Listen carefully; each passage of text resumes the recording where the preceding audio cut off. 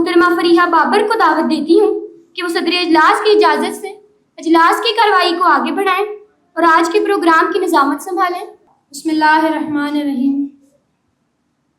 حمد و ستائش اس اللہ کے لیے جس نے حمد کو اپنی نعمتوں کی قیمت، ابتلاؤں سے بچنے کا ذریعہ، جنت کا وسیلہ اور اپنے احسانات کے بڑھانے کا سبب قرار دیا۔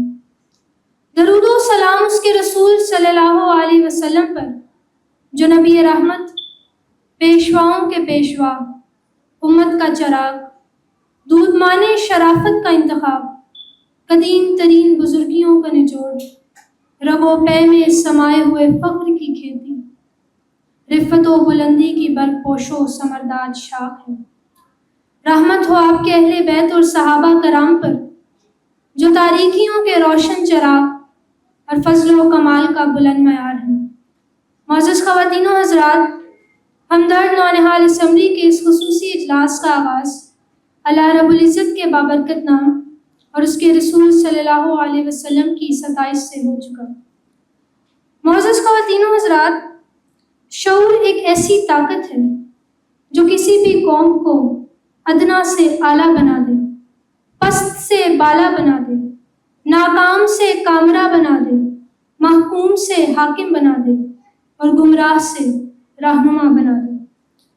خواتین و حضرات، باشعور قومیں ہی زندگی کے سفر میں منزل مقصود پاتی ہیں، جیون کے میدان میں اپنا لوہا منواتی ہیں اور کاروبار زیست میں گوہر مراد پاتی ہیں۔ شعور ہی سے نئے زمانوں کی تخلیق ہوتی ہے اور نئے صبح و شام کی بنیاد رکھی جاتی ہے۔ معزز سامعین، شعور اتحاد و یگانگت کا پیغام ہے، شعور قوموں کی اجتماعی طاقت کا پیغام ہے، شعور قوم کی نظریاتی سرحدوں کی حفاظت کا پیغام ہے، شعور قومی حمیت و غیرت کا پیغام ہے۔ تو خواتین و حضرات، مجھے کہنے دیجیے، باشعور قوم ہی محفوظ وطن کی ضمانت ہے۔